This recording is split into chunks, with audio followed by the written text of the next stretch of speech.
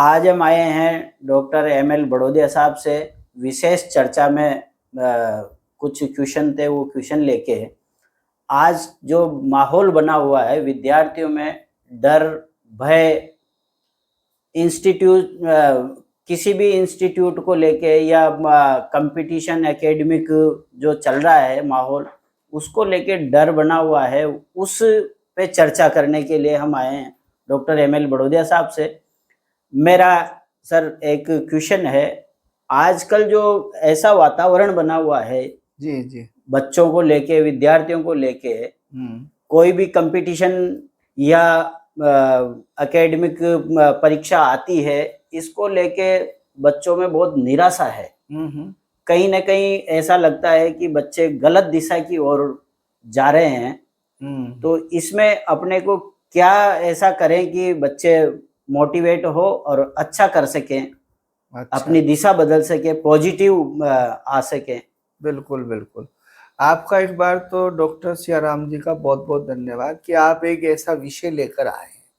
आपका और अभिभावकों का, बच्चों का, सभी का आज की इस चर्चा में बहुत बहुत धन्यवाद।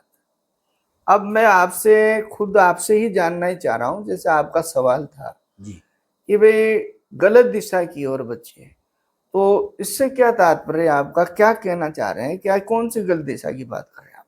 जैसे बच्चे अभी डर के मारे कई बार परीक्षाओं के तनाव परीक्षाओं के तनाव की बात कर रहे हैं, दबाव की बात कर रहे हैं। बिल्कुल। तो गलत दिशा में जैसे बहुत से सुसाइड कर लेते हैं। जी जी जी जी। इस तरह से ये जो आप जो कह रहे हैं, ये आज हमारे लिए, अभिभावकों के लिए जी, समाज के लिए जी, सरकार के लिए, राजनेताओं के लिए, शिक्षाविदों के लिए जी, ये चाहे एकेडमिक पर्पस का विद्यार्थी हो, चाहे कॉम्पिटिटिव पर्पस का, जी, सबके लिए हमारे लिए प्रश्न चिन्ह और सोचने का विषय है।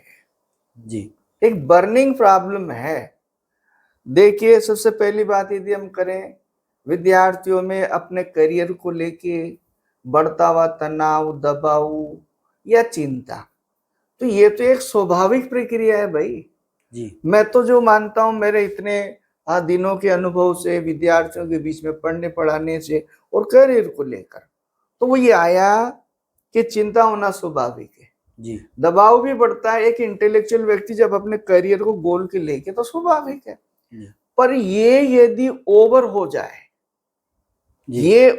जाए, और ये तो स्पष्ट है, आज के जमाने में अभिभावक इसके लिए रेस्पॉन्सिबल हो गए, आप और हम इसके लिए रेस्पॉन्सिबल हो गए, पीयर्स उसका जो है, सोसाइटी जो है, सोशल ग्रुप जो है, ये सारे भी रेस्पॉन्सिबल है। ये भी आप मत भूलिए, हम सब डायरेक्ट इनडायरेक्ट जिम्मेदार हैं। क्यों? आंसर ये है कि हमारी महत्वाकांक्षाएं बहुत ज्यादा होती है। सर, इसमें अभिभावक कैसे जिम्मेदार है? जी जी, अभिभावक इंस्टीट्यूट कैसे जिम्मेदार हैं? इस पे थोड़ा सा प्रकाश। अभिभावक इसलिए है क्योंकि अभिभावक ने, मैं बार बार अक्सर बच्चों के बीच में भी बात कर रहा हूँ जी, मेरे स्तर से मैं कहता हूँ, अभिभावक ओवर एम्बिशियस हो गए, बच्चे से ये जाने बिना कि उसकी क्षमता क्या है, उसकी योग्यता क्या है।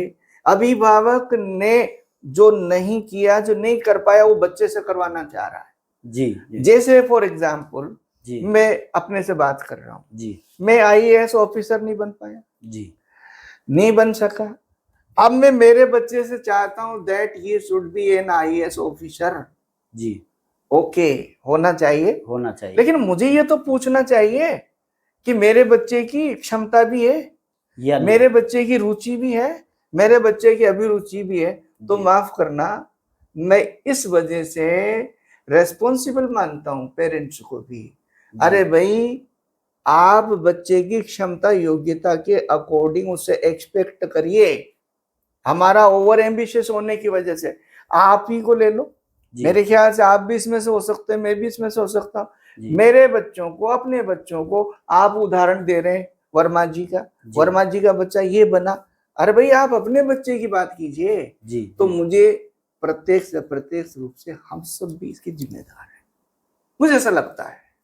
मतलब बच्चे के ऊपर थोपे नहीं जी, फ्रीडम उसको रहने दें। बिल्कुल बिल्कुल, फ्रीडम जितनी उसकी क्षमता है उसके हिसाब से उसको तभी पढ़ने होगा दें। भाई। उसकी योग्यता के अनुसार जब वो काम करने दो उसको। जी एक ही रह गया कि आपका, आज हम उसको सेट कर रहे हैं, जी आपको ये करना है, तो क्या एक ही करियर का एक ही रह गया कि एक ही एस्पेक्ट रह गया क्या? There are so many sources, there are so many windows जी to go through, to take flight for the purpose of career. जी। ये कौन सोचेगा? मेन कारण ये मुझे लगता है। आपका तो काफी लंबा अनुभव है शिक्षा के क्षेत्र में। मेरे ख्याल में 35-36 वर्ष का आपका बिल्कुल अनुभव बिल्कुल। है। आपने तो बहुत असेसमेंट किया है विद्यार्थियों के ऊपर।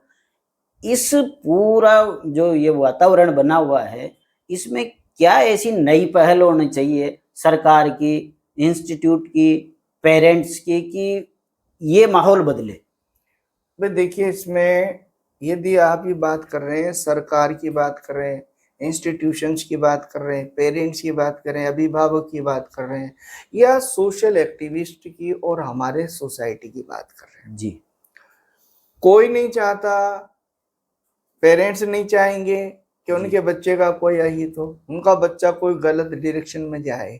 जी हो क्या रहा है, हमने महत्वाकांक्षाएं अत्यधिक पाल ली जी और उसका कारण बच्चे पे सीधा सीधा दबाव।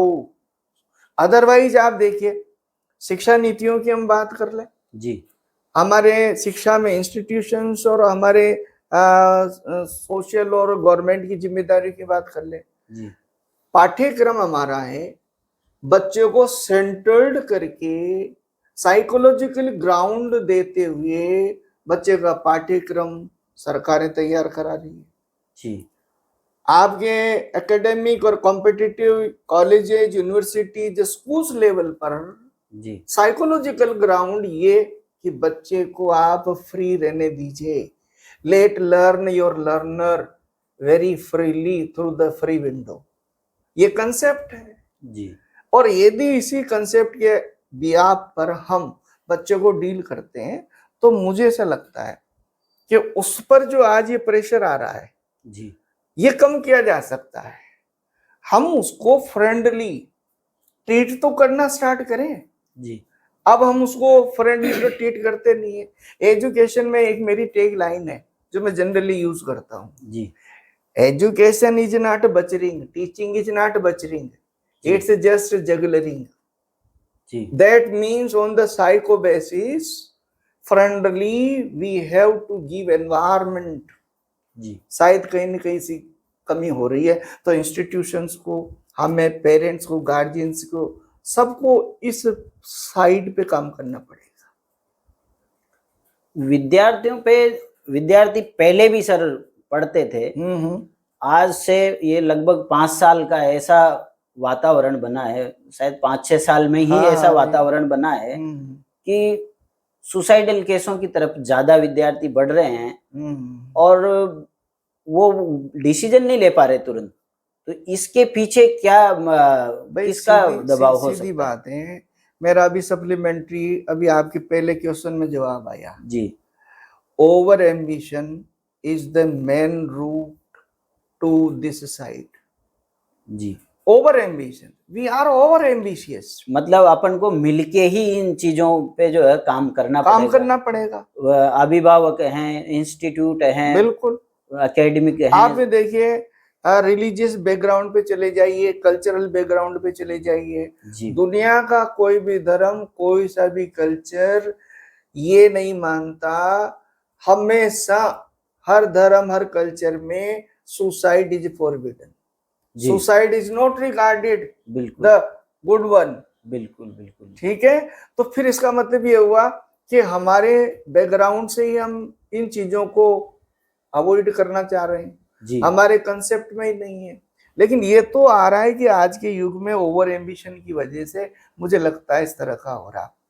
मैं जनरली कॉलेज में एक नाटक पढ़ाता हूँ जी, हैमलेट।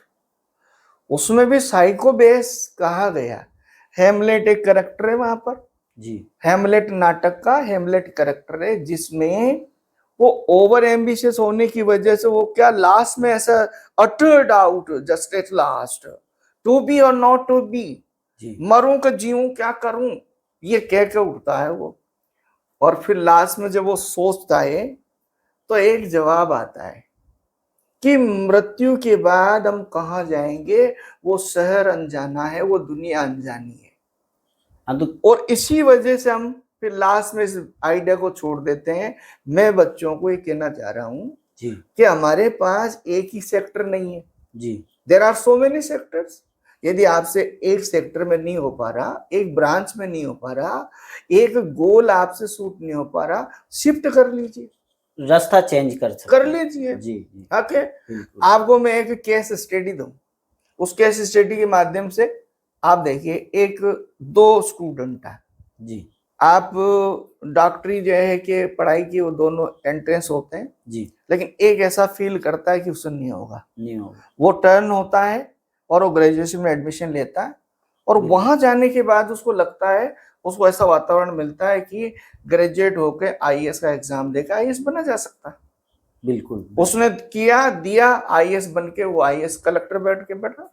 दूसरा ने एमबीबीएस किया, डॉक्टर बना इतने साल के बाद, फिर उसको लगा एमबीबीएस करने के बाद, डॉक्टरी करने के बाद कि मुझे आईएएस देना चाहिए, जी आईएएस बना, और दोनों मिले कि भाई आप तो कर नहीं पाए थे ना, आप आईएएस कैसे बने। मेरा मतलब है when we go through this case study, जी ओके, जी जी तो वो रास्ता भी तो है कि हम उसी के पीछे लगे, शायद ये वाला केस जो है ये नहीं कर पाता, जी मुझे ऐसा लगता है।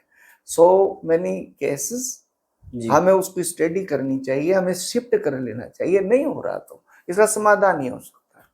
बिल्कुल सर, आज आपसे इसमें चर्चा करके बहुत अच्छा लगा, और मैं सभी अभिभावकों से, विद्यार्थियों से, बच्चों से, सभी से यही निवेदन करना चाहूँगा कि किसी पे कोई भी चीज़ थोपे नहीं, फ्रीडम होकर उसको करने दें।